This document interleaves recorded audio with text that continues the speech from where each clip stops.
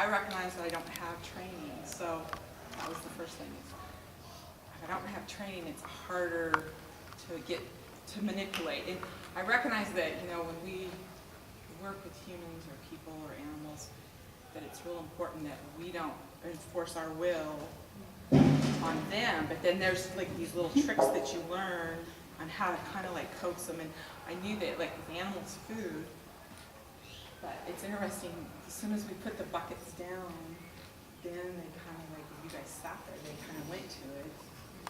But I had a lot of anxiety, but I didn't want to sit and just wait. I wanted to keep going to them to do something. And I think that actually, when I recognize that is my nature. My nature is never to sit and be patient. It's always, well, we got to do something. Actually, that's my job. So I see how metaphorically that's my job in my life, and I have a job that I need to always do something.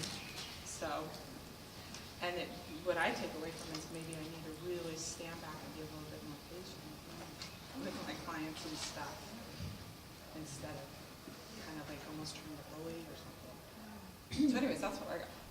And just to, again, because it's a demonstration, if we were working with you in professional development, what we would do is, okay, you've mentioned that there's this insight you had in terms of your patients.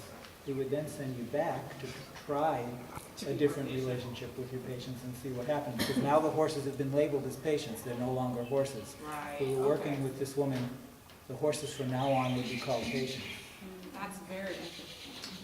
Once the metaphor is defined by the individual, then that's what the horses are going to remain.